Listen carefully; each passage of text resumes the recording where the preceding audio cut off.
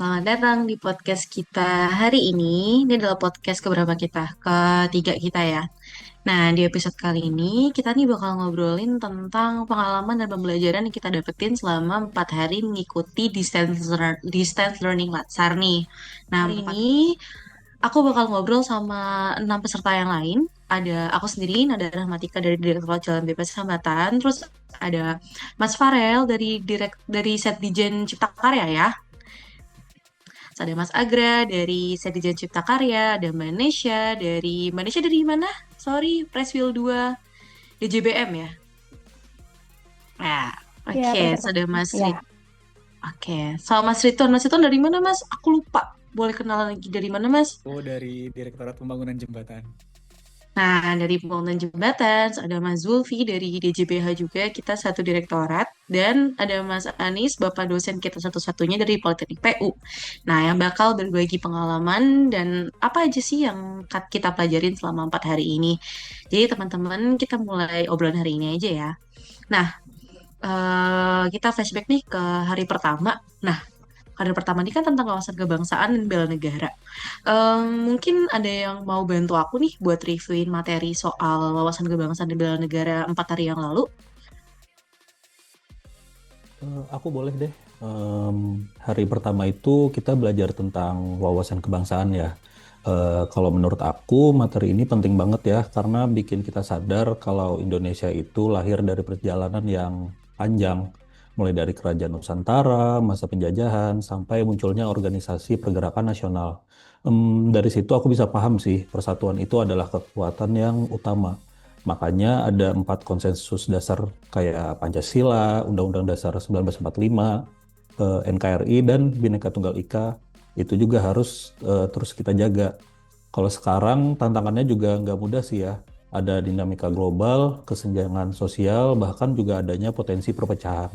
Jadi ya sebagai ASN, kita dituntut nggak cuma paham teori gitu, tapi juga mengamalkannya dengan disiplin, profesional, dan mengutamakan bangsa di atas kepentingan kita pribadi. Ya buat aku, wawasan kebangsaan ini bukan sekedar materi pelatihan, tapi pengingat juga bahwa tanpa persatuan, Indonesia juga bisa rapuh. Izin jump in, Mbak Nada.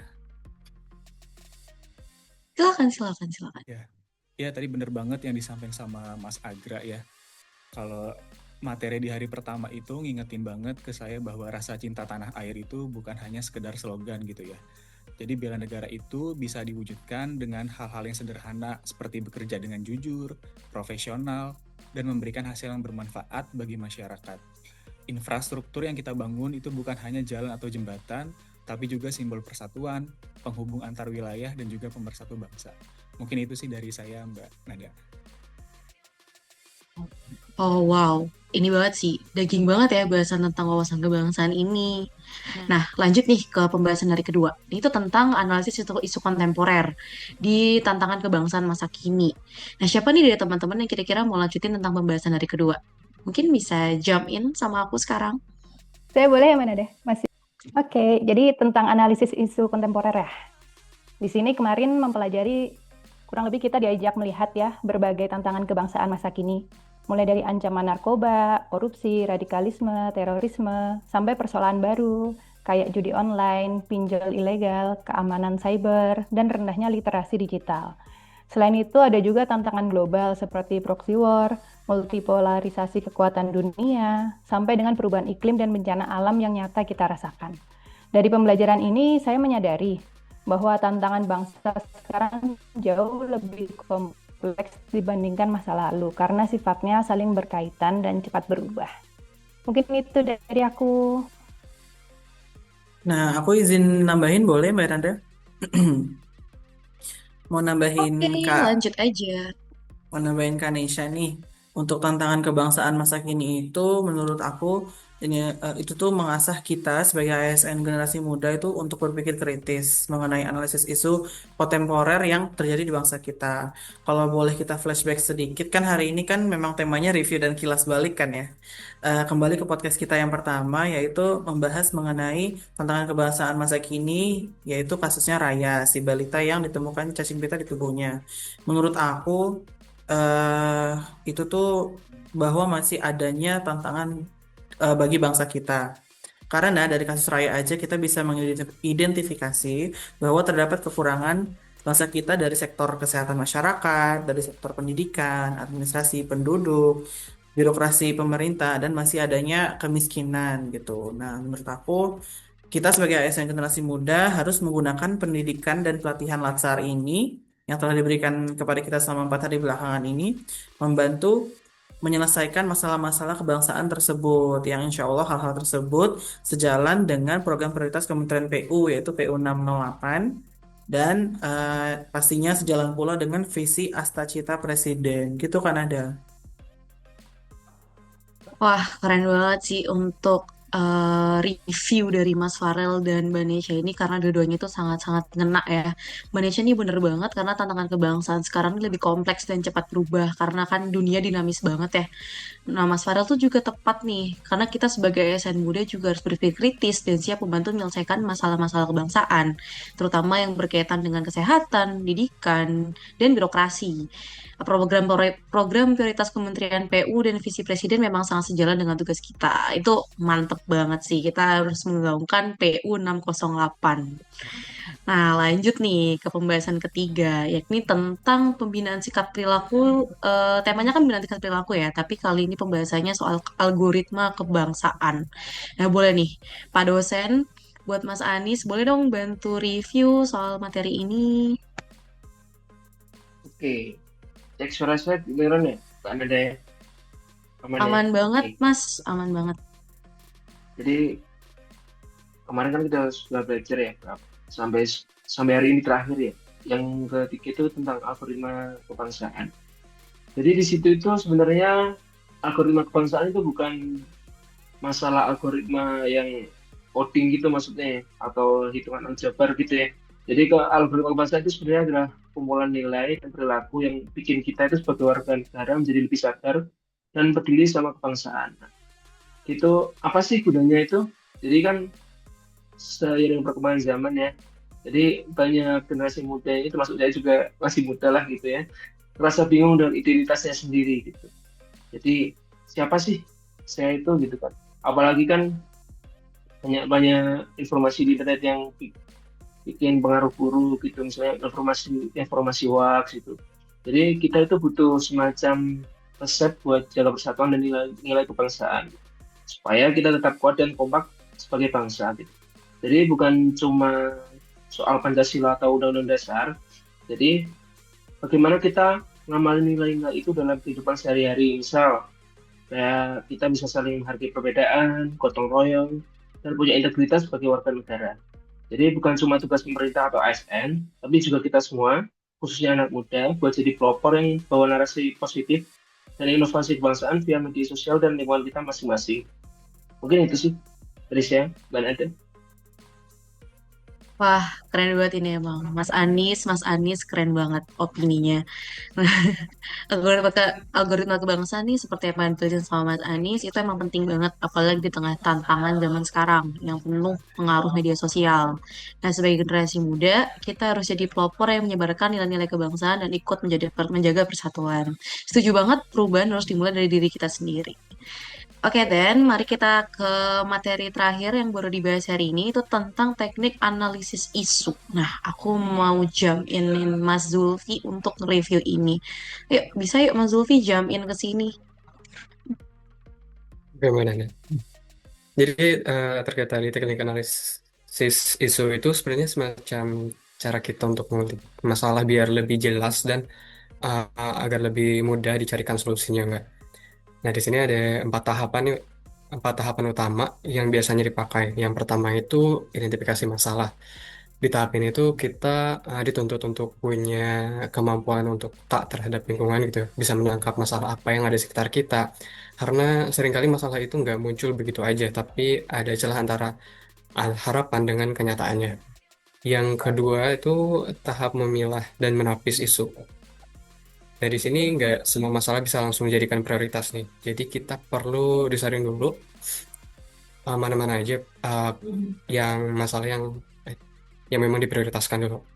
Ada dua metode yang bisa digunakan. yaitu APKL atau aktual problematika kelayakan layak, dan USG atau urgency, seriousness, dan growth. Intinya metode ini tuh membantu kita milih nih masalah mana aja yang paling penting buat ditangani terlebih dahulu. Kemudian yang ketiga ini untuk menganalisis isu. Nah, di sini kita mencari akar masalahnya. Untuk model-model yang bisa dipakai yaitu ada why analysis, yaitu menanya kenapa terus sampai ketemu akar. Yang kedua itu fishbone diagram, untuk pemetaan penyebabnya.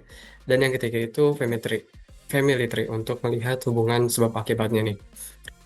Dan yang terakhir, yang keempat itu ada alternatif penyelesaian dari tahap ini. Setelah jelas nih masalah dan penyebabnya, baru deh kita mikirin solusi-solusinya. Di sini ada dua metode nih. Yang pertama itu gap analysis buat lihat perbedaan kondisi sekarang dengan yang ideal, dan ada juga lapisan McNamara ya kalau nggak salah buat milih solusi yang paling efektif. Mungkin itu dari saya sih, Mbak Nada. Wah, oke. Nah, setelah kita review materi yang tadi nih, boleh kali di-share apa sih yang paling menarik dari materi 4 hari ke belakang? Nah, mungkin bisa dimulai dari Mas Anis kali ya sebagai Bapak dosen kita yang mungkin paling wise di antara kita. Mungkin monggo Mas Anis. Baik, terima kasih Mbak Nada. Jadi yang menarik buat saya itu, saya baru ya ada insight baru lah buat saya terkait dengan teknik analisis isu ya. Jadi ternyata ada banyak cara untuk menganalisis isu atau menggali isu gitu. Terutama buat kita ya sebagai ASN, gimana sih kita bisa tahu gitu atau menyelesaikan masalah gitu, case dari isu-isu yang ada gitu kan. Yang pertama itu saya tertarik dengan yang namanya family tree. Tadi sudah dijelasin nih masalah why ya, why analysis ya. Jadi kalau dari saya itu family tree. Jadi di situ kita dapat memetakan gitu ya. Cara mudahnya jadi kita tahu faktor-faktornya apa gitu, kemudian sebab-sebabnya apa. Misal seperti banjir gitu, karena saya kan di Semarang juga rawan rob gitu ya, banjir ya. Jadi misal kita bisa memetakan itu. Yang pertama mungkin faktor utama kayak perilaku masyarakat yang sering bawa sampah, itu mungkin sebabnya itu. Kemudian ada lagi mungkin terbatasnya prasarana, kemudian regulasi atau penegakan hukum yang kurang, kemudian kesadaran kolektif yang rendah, seperti itu. Jadi melalui family tree tadi itu kita bisa mengidentifikasi semua faktor yang memperburuk kondisi, misal seperti itu. Kemudian selanjutnya dari situ kan family tree ya, bentuknya kan seperti pohon gitu, tapi bottom up gitu. Jadi dari bawah kita petakan dulu permasalahan-permasalahan atau sebab-sebabnya, kemudian sampai ke core-nya gitu. Jadi sampailah di situ kita bisa tahu, oh solusinya apa aja seperti itu. Mungkin itu sih kalau dari saya, Mbak Nanda. Wah, oke Mas. Terima kasih untuk penjelasannya juga. Nah, mungkin selanjutnya bisa ke siapa nih? Mas Agra, boleh jamin ke aku sekarang? Ya. Boleh, terima kasih Mbak Nada untuk waktunya ya. Kalau menurut aku dari beberapa hari ini kita sudah melaksanakan distance learning ya di agenda 1. Kalau buat aku pribadi, materi wawasan kebangsaan dan bela negara itu cukup nyambung sih sama pengalaman aku waktu kerja di tambang dulu, itu sebelum aku masuk CPNS. Jadi di sana aku ketemu banyak orang dari banyak latar belakang, dari berbagai asal ya, ada yang dari Jawa, ada yang Sumatera, terus dari Kalimantan juga, sampai bahkan ada yang sampai Papua juga. Cara kerja dan gaya komunikasinya juga nggak selalu sama. Kadang malah bikin ketika ngobrol tuh salah paham gitu loh. Tapi justru dari situ sih aku bisa belajar kalau kita nggak saling menghargai dan kerja bareng, pekerjaan di lapangan tuh gak bakal selesai, malah bisa apa sih membuat bahaya untuk semua orang gitu loh, buat yang kerja di sana. Nah, dari pengalaman itu aku ngerasa nilai-nilai bela negara yang bisa dirasain itu apa ya, bisa dirasain juga ketika di sana gitu loh, nggak cuman ketika di kita bekerja di instansi pemerintahan aja. Sebenarnya bukan dalam hal yang besar ya, tapi bisa lewat hal kecil juga seperti disiplin, kerjasama, terus saling menjaga keselamatan juga, dan berusaha untuk menomorsatukan kepentingan tim dibanding kepentingan diri sendiri. Kalau buat aku pribadi, itu pengalaman yang bikin lebih paham sih kalau wawasan kebangsaan itu gak cuma teori di kelas, tapi sesuatu yang bisa hidup banget di kehidupan kerja sehari-hari. Mungkin itu dari aku sih. Oke, thank you banget nih Mas Agra. Menarik banget ya pembahasannya. Emang wawasan kebangsaan dan bela negara tuh nggak cuma teori ya, tapi bisa diterapin langsung nih di kehidupan sehari-hari, termasuk di lingkungan kerja. Contohnya tuh dengan disiplin, kerjasama, dan juga saling menghargai itu emang kunci utama untuk membangun tim yang solid dan sukses gitu. Makasih banget ya Mas udah berbagi pengalaman yang sangat-sangat menginspirasi. Keren. Nah, mungkin aku mau lanjut nih ke selanjutnya. Mungkin bisa di-share nggak sih, apa sih yang paling mungkin menarik Mas Zulfi? Silakan Mas Zulfi. Bagaimana deh? Mungkin yang paling menarik buat aku sih mengenai teknik analisis isu ya, yang khususnya di metode Foveal Analysis gitu. Karena pengalaman saya dalam memecahkan masalah menggunakan metode Foveal Analysis itu buat saya sadar nih kalau kita untuk menemukan akar masalahnya itu tidak cukup hanya melihat gejalanya aja. Dengan bertanya mengapa secara berulang hingga 5 kali atau lebih bahkan ya. Masalah itu bisa diurai sampai ke penyebab dasarnya gitu. Kemudian dengan metode ini juga eh, mengajarkan saya gitu bahwa seringkali kita terlalu cepat mengambil kesimpulan atau solusi, padahal akar masalahnya tuh belum tentu di situ gitu enggak. Jadi dengan metode Foveal Analysis ini saya merasa lebih terarah sih untuk berpikir kritis. Kemudian membuat saya sabar juga dalam menggali informasi dan tidak berhenti hanya di permukaan masalahnya aja. Kemudian bagi saya ini teknik ini sangat berguna baik dalam pekerjaan maupun kehidupan sehari-hari karena dapat membantu mencari solusi yang benar-benar tepat sasaran gitu Kak, bukan dari gejalanya aja. Oke, ini itu Oke, aja sih. wah, oke, keren banget insight-nya, bagus banget dari Mas Zulfi. Nah, metode five way analysis itu ya, emang efektif banget buat gali akar masalah lebih dalam ya, dan menghindari solusi yang terburu-buru. Nah, mungkin makasih Mas Zulfi udah berbagi. Nah, mungkin selanjutnya bisa dilanjutin ke Mas Ridwan. Oke, izin Mbak Nada. Dari pembelajaran agenda 1 yang di-share oleh Pak Muldan selama 4 hari ini, materi yang sangat menarik itu buat saya itu terkait dengan analisis isu kontemporer ya, tantangan kebangsaan masa kini gitu. Dari penjelasan Pak Muldan itu saya jadi paham bahwa tantangan yang kita hadapin di bangsa kita saat ini tuh semakin kompleks gitu. Mulai dari korupsi, konflik kepentingan, narkoba, hingga polarisasi sosial. Yang mana ini bisa menggerus rasa persatuan kebangsaan kita gitu. Kemudian tantangan tersebut juga berpengaruh ke dunia kerja, termasuk di kementerian kita, di Kementerian PU, yang bergerak di sektor pembangunan infrastruktur, yang mana itu rentan terhadap isu transparansi dan juga akuntabilitas. Nah, sebagai seorang CPNS di Kementerian PU, di Direktorat Pembangunan Jembatan, saya menyadari bahwa peran saya itu bukan hanya sekedar menjalankan tugas administratif atau teknis, tetapi juga menjaga kepercayaan masyarakat melalui kerja yang profesional, bersih, dan juga berorientasi pada manfaat yang nyata bagi rakyat gitu. Dengan begitu, setiap jembatan yang kita bangun tidak hanya berfungsi sebagai penghubung wilayah, tetapi juga sebagai simbol persatuan bangsa dan wujud nyata bela negara di masa kini gitu. Mungkin itu dari saya Mbak Nada. Oh, oke. Kan tinggal dua, tinggal Mas Farel sama Mbak Nesya, ya kan? Nah, mungkin abis ini bisa dilanjut ke Mas Farel, terus langsung nyambung ke Mbak Nesya kali ya, gitu. Nanti baru itu, lanjut aja dulu. Oke? Baik, Kak. Oke, izin, Kak. Kalau aku dari semua materi yang telah diajarkan di agenda 1, 4 hari belakangan ini menurut aku semua materinya sangat berguna. Karena materi-materi tersebut kan untuk menanamkan dasar kecintaan kita terhadap bangsa kita sendiri sebagai seorang CPNS yang nantinya itu menjadi PNS gitu kan ya. Mulai tadi awalnya ada wawasan kebangsaan dan bela negara yang menurut aku itu memperkuat integritas dan loyalitas, menanamkan disiplin dan tanggung jawab yang nantinya CPNS dapat memahami dari arah tujuan bangsa kita gitu loh. Serta CPNS itu dituntut memiliki semangat, disiplin, dan loyalitas untuk mewujudkan tujuan bangsa. Terus ada pemahaman mengenai tadi analisis isu kontemporer. Menurut aku ini melatih CPNS untuk berpikir kritis untuk kemajuan bangsa kita. Serta tadi pemahaman melalui algoritma kebangsaan ya.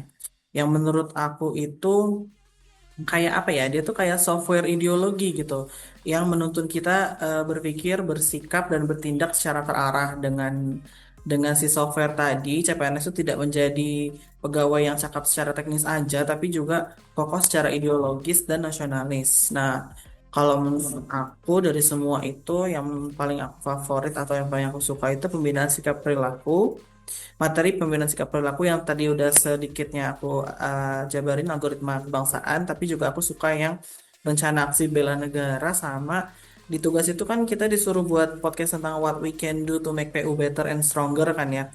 Yang menurut aku tuh itu menghidupkan rasa integritas kita sebagai ASN dan insan PU, dan itu tuh membuat PU menjadi lebih baik lagi dengan gagasan-gagasan kita. Menurut aku gitu sih Kak. Oke, langsung melanjutkan dari Kak Farel ya. Kalau dari aku sih, dari keseluruhan materi agenda 1 itu emang semuanya bermanfaat. Cuman yang paling menarik buat aku memang tentang yang wawasan kebangsaan dan bela negara. Karena kita sebagai CPNS di Kementerian PU, itu kan di lapangan sering berhadapan sama orang-orang dengan latar belakang yang berbeda ya.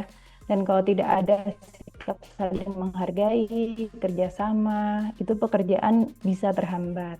Nah, dari situ saya juga belajar bahwa bela negara ini penting dan bisa diwujudkan lewat hal-hal sederhana di pekerjaan sehari-hari, seperti untuk kepentingan bangsa di atas kepentingan pribadi. Mungkin itu aja Kak Nada. Oke, terima kasih Kanisha dan juga Mas Farel. Nah, ini izin jamin kalau dari aku sendiri nih, setelah agenda 1 kemarin nih, aku ngerasa semakin paham nih betapa pentingnya menerapkan wawasan kebangsaan dan sikap bela negara.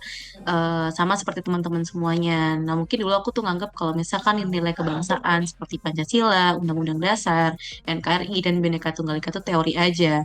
Tapi sekarang aku mulai sadar kalau nilai-nilai itu sebenarnya dasar dalam setiap keputusan yang kita ambil. Di tempat kerja apalagi nilai-nilai kayak gotong royong, keadilan dan inklusivitas itu sangat penting. Apalagi pas harus menghadapi perbedaan pendapat atau tantangan dalam tim. Nah, kalau yang menarik aku nih ada materi tentang teknik analisis itu sih, itu yang jadi salah satu yang paling aku apa namanya point out banget karena itu ngajarin kita gimana cara berpikir kritis dan menganalisis isu dengan cara yang sistematis gitu. Nah, aku mau tahu dong tentang refleksi diri masing-masing setelah materi agenda 1 dan harapan teman-teman setelah agenda 1 ini tuh apa. Nah, startnya dari Mas Anis dulu. Silakan Mas Anis. Oke, jadi menurutku setelah kita melakukan pengertian selama materi ini ya, dan dasar ya. Jadi buat aku sendiri, aku lebih siap aja sih. Siap untuk jadi CPNS atau PNS yang siap memberikan kontribusi nyata bagi bangsa dan negara. Mungkin itu aja Mbak Nada dari itu. Oke. Thank you Mas Anis. Thank you banget. Mungkin boleh langsung dilanjut nih ke Mas Agra. Terima kasih Mbak Nada. Kalau dari aku, refleksi dari materi kemarin, banyak hal yang nempel banget di pikiran aku. Kalau dari wawasan kebangsaan, aku jadi ingat bahwa persatuan dimulai dari hal-hal kecil. Kalau dari analisis isu kontemporer, bikin aku lebih sadar tantangan bangsa sekarang dan pentingnya peran ASN dalam mencari solusinya. Di pembinaan sikap perilaku, nilai yang paling berkesan buat aku adalah kerjasama dan inisiatif. Karena hal sederhana seperti itu bisa membawa perubahan yang besar di kantor ya. Belajar teknis analisis isu juga memberi cara baru untuk berpikir lebih runtut dan mencari akar masalah, bukan cuma yang nebak-nebak doang. Terakhir, KDB ya, Konsensus Dasar Kebangsaan Berbangsa, jadi pengingat bahwa kita punya pegangan yang jelas berupa Pancasila, Undang-Undang Dasar 45, NKRI, dan Bhinneka Tunggal Ika. Kalau harapan aku, semua yang dipelajari tidak berhenti di materi ini saja, tapi bisa kita terapkan dalam pekerjaan, agar kita bisa menjadi ASN yang profesional, berintegritas, dan tetap menjaga persatuan bangsa melalui hal-hal kecil yang dilakukan. Mungkin dari aku sekian. Oke, thank you banget Mas Agra. Mungkin bisa lanjut lagi nih ke siapa nih yang mau dari Mas Agra? Mas Zulfi. Ayo Mas Zulfi. Oke Mbak, kalau dari saya sih, dari setiap pertemuan ya ada kalimat yang terus diulang, yaitu kita harus peka terhadap masalah di sekitar kita. Nah, itu juga harapan bagi kita semua agar kita apa ya bisa peka terhadap masalah yang ada di sekitar kita gitu agar dan kita juga diharapkan dapat mampu berpikir kritis agar kita bisa memberikan solusi yang tepat gitu untuk permasalahan. Mungkin itu aja sih dari saya. Kayak Mas Zulfi, terima kasih. Jadi kalau dari Mas Zulfi sendiri itu yang menyangkut banget kita harus lebih peka ya sama isu gitu. Nah, mungkin nextnya bisa ke Mas Ridwan. Silakan. Oke, terima kasih Mbak Nada. Kalau dari yang dipelajarin agenda 1 ya selama 4 hari kemarin, mulai dari mengenai wawasan kebangsaan dan juga bela negara, itu saya jadi paham bahwa bela negara itu dapat kita wujudkan melalui kerja nyata dengan integritas dan juga profesionalitas. Kemudian kita juga belajar analisis isu kontemporer ya. Di situ saya juga jadi sadar bahwa pentingnya menghadapi tantangan bangsa seperti korupsi, narkoba, dan juga polarisasi sosial. Di mana dengan sikap yang transparan dan juga akuntabel gitu. Kemudian juga kita belajar mengenai pembinaan sikap perilaku. Di situ saya juga jadi belajar tentang menanamkan nilai kebangsaan dalam sikap sehari-hari dan juga berkomitmen memperkuat Kementerian PU melalui kolaborasi. Kemudian juga kita sempat belajar juga mengenai teknik analisis isu. Di situ juga saya dapat bekal ya untuk menganalisis masalah secara sistematis dan juga menemukan solusi yang tepat begitu. Sementara di sisi lain juga kita belajar mengenai konsensus dasar berbangsa ya. Di sini saya jadi semakin yakin bahwa Pancasila, Undang-Undang Dasar 1945, NKRI dan juga Bhinneka Tunggal Ika itu menjadi fondasi yang selalu harus kita jaga gitu sebagai bangsa negara Indonesia gitu. Kemudian sebagai CPNS di Kementerian PU, saya berharap juga dapat terus meningkatkan kapasitas diri dan juga berkontribusi menghadirkan infrastruktur yang bermanfaat serta memperkuat persatuan bangsa Indonesia gitu. Wow, keren banget ini untuk refleksi diri dan harapan dari Mas Ridwan. Nah, mungkin nextnya ke Mas Farel bisa jamin. Izin Kak, setelah pelatihan dan pendidikan yang telah kita lalui, aku sih berharap khususnya kepada diri sendiri ya, untuk dapat selalu mengingat materi-materi yang telah dipaparkan oleh mentor sebelumnya. Nggak cuma diingat, tapi juga saya harap bisa menyerap dan dipraktekkan nilai-nilai tersebut di dunia nyata gitu. Serta selalu mengingat 4 konsensus dasar bernegara yaitu Pancasila, UUD 45, NKRI, dan Bhinneka Tunggal Ika sebagai pedoman kita bekerja begitu yang insya Allah dapat menjadikan kita ASN yang berintegritas dan profesional yang berguna untuk Kementerian PU tapi juga untuk bangsa gitu sih Kak. Wow, oke, thank you banget nih untuk POV-nya dari Mas Farel. Makasih banget nih buat POV-POV kerennya dari buat Mas Farel, Mas Agra, Mas Anis, Mas Zulfi, Mbak Nisha, dan Mas Ridwan. Nah, mungkin aku nambahin dari aku sendiri kali ya. Kalau dari aku sendiri juga mungkin sama kayak teman-teman semua. Setelah ikut Latsar nih, aku makin sadar kalau misalkan pentingnya wawasan kebangsaan dan bela negara tuh penting banget dalam dunia ASN gitu loh. Nah, nilai-nilai 4 KDB tadi itu gak cuma teori tapi harus kita terapin dalam setiap tindakan kita gitu kan. Nah, pengalaman di tempat kerja juga nambah pemahaman tentang pentingnya gotong royong, Bhinneka Tunggal Ika, keadilan juga inklusivitas. Nah, dari aku sendiri juga materi teknik analisis itu juga ngebantu sih buat lebih sistematis dan dalam menganalisis masalah. Apalagi setelah ini kita kan ada aktualisasi ya. Nah, teknik analisis itu nih bakal kayak ngebantu banget kita untuk ngambil isu untuk yang kita angkat untuk aktualisasi itu. Gitu. Nah, sekarang kita ada di penghujung pembicaraan kita pada sore hari ini. Sebelumnya aku bilang makasih banget buat teman-teman semua yang udah sharing pengalaman dan pendapatnya. Semua materi yang kita pelajari selama 4 hari ini emang sangat bermanfaat untuk mempersiapkan kita sebagai ASN yang profesional, berintegritas, dan pastinya berkontribusi untuk kemajuan bangsa. Semoga kita terus membawa nilai-nilai kebangsaan dan bela negara dalam setiap tindakan kita, baik di pekerjaan maupun kehidupan sehari-hari. Terus semangat ya teman-teman, dan jangan lupa untuk terus belajar, berinovasi, dan menjaga persatuan. Sampai jumpa di podcast berikutnya. Terima kasih teman-teman. Bye.